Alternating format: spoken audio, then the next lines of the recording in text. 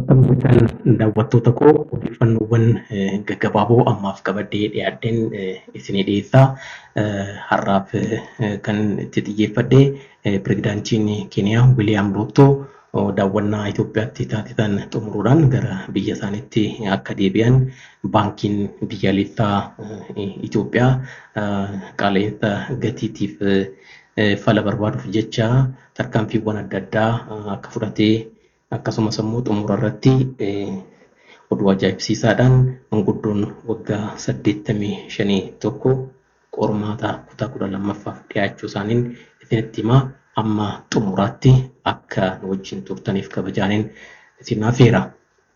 Pirezidaantiin Keeniyaa Wiiliyaam Ruuttoon daawwannaa guyyaa tokko Itoophiyaatti adeemsisaniif kaleessa waaree dura ture Finfinnee kan galanii pirezidaantichi buufata xiyyaara idil addunyaa Boolee wayitii ga'anitti muummichi ministeeraa Dr. Abiyyi Ahmed qondaaltota olaanaa waliin ta'uudhaan simannaa ho'aa kabajaan dabalame taasisaniiruu fi akkuma pirezidaantii Somaaliyaa Hassan Sheikh Mohammed dhiyeenya kana gara Itoophiyaa dhufanii pirezidaantii Keeniyaa Haarawaafis muummichi ministeeraa Abiyyi Ahmed egaa simannaa kan taasisan ta'uun isaanii hiikoo addaati kan qabu akkuma beekamu waa'ee kanaaf amma tokko kaleessa isinitti himeen ture.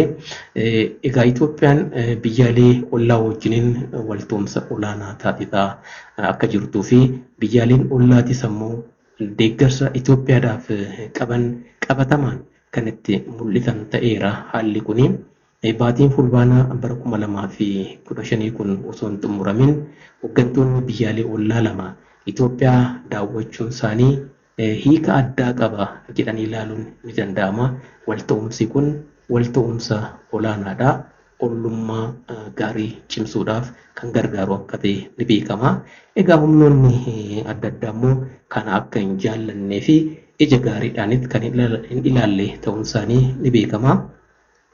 Hooggantoonni biyyaalee ollaa kun kan Somaaliyaa fi Keeniyaa Itoophiyaa daawwatan jechuun kallattii adda addaatiin egaa faayidaawwan hedduu fidee kan dhufuu danda'udha.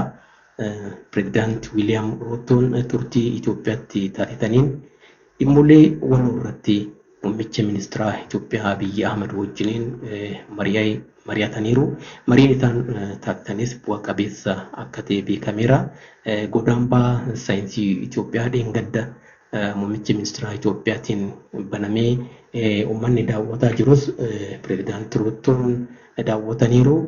Pirezidaantiin Keeniyaa kun egaa Itoophiyaatti daawwannaa guyyaa tokko taasisuudhaan kaleessa galgala gara Naayiroobiitti kan deebi'anii sirna gaggeessaa irratti muummichi ministeeraa Dr. Abiyyi Ahmed argamaniiru. Daawwannaa pirezidaantichi Itoophiyaatti taasisanii fi bu'aasaa ilaalchisuudhaan ammoo Keeniyaatti ambaasaadara Itoophiyaa kan ta'an ambaasaadar Jeneraal Baacaa Dabalee ABCf kaleessa galgala ibsa kennaniiru. Ambaasaadar Jeneraal Baacaan akka jedhanitti humnoota Keeniyaatti deeffachuudhaan Itoophiyaa irratti miidhaa geessisuudhaaf socho'an waloodhaan qolachuudhaaf waliigalteen akka taasifame beekameera. Dhimmoota faayidaa walii wajjin mirkaneessan kanneen adda addaa irrattis akka walii galanidha kan eeranii. Keessumattuu ammoo oomisha qamadii Itoophiyaan bal'inaan oomishaa jirtu Keeniyaan akka bittuuf pirezidaantii Ruuttoo fi mootummaan Itoophiyaa mari'achuudhaan akka walii galan beekameera jechaadha. Inni kun Itoophiyaadhaaf bu'aa diinagdee olaanaa fidee dhufaa jechuudha.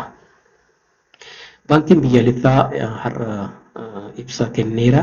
Tarkaanfiiwwan adda addaa fudhachuusaa ilaalchisuudhaan egaa qaala'insa jireenyaa lammiiwwan ittiin dararamaa jiran furuu danda'a yaada jedhuun tarkaanfii fudhateedha kan hime. Akkaatuma kanaan namoota 391 irratti tarkaanfii fudhatameera. Kanneen kun naannessaa maallaqaa seeraan alaa irratti akka hirmaatan kan mirkanaa'edha. Keessumattuu sharafa maallaqaa wajjin wal qabatee herregni baankii namoota 391 akka cufame bulchaan baankii biyyaalessaa Dr. Yinaagar Dassee ibsaarraa miidiyaawwan biyya keessaatiif kennaniin mirkaneessaniiru. Kana malees egaa itti gaafatamtoonni hojii fi hojjettoonni baankii humnoota seeraan alaa kan wajjin qindoomina qabanis dhimmi isaanii qulqulleeffamee tarkaanfiin akka irratti fudhatamu Dr. Yinaagar mirkaneessaniiru. Kana malees ammoo gocha seeraan alaa kanneen raawwatan oomisha warqii dabalatee jechaadha. Namoota eeraniif badhaasni birrii 20,000 haga birrii 200,000 kan kennamu ta'uusaa bulchaan baankii biyyaalessaa Dr. Yinaagar Dassee mirkaneessaniiru.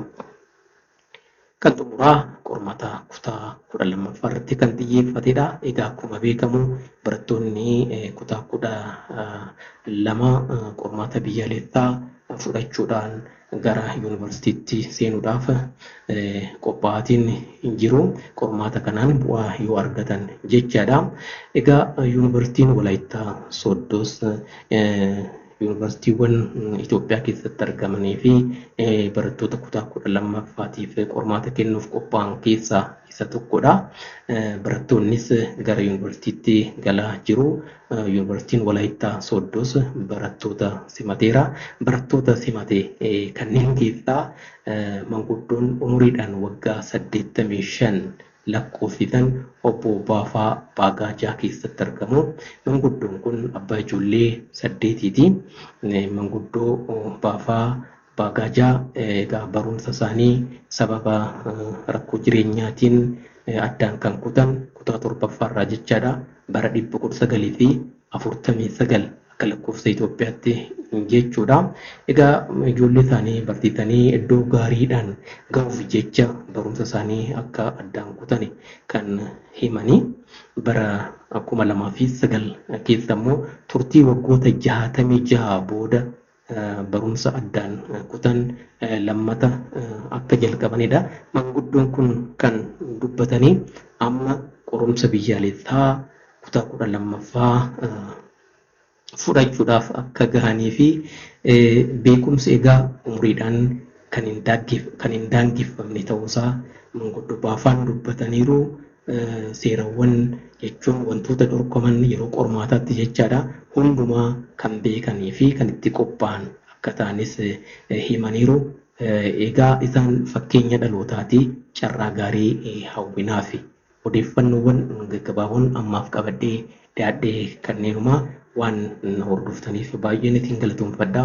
Odeeffannoowwan yeroo adda addaatti guyyootti isinii dhiyeessuu akka yeroo yerootti isin dhaqqabaniif akkasumas hiriyoota keessan biraa akka gahuu danda'aniif laayik sheer godha akkasumas sabskiraayib gochuudhaan mallattoo dawalii tuquu hin dagatinaan isiniin jedha. Galatoomaa.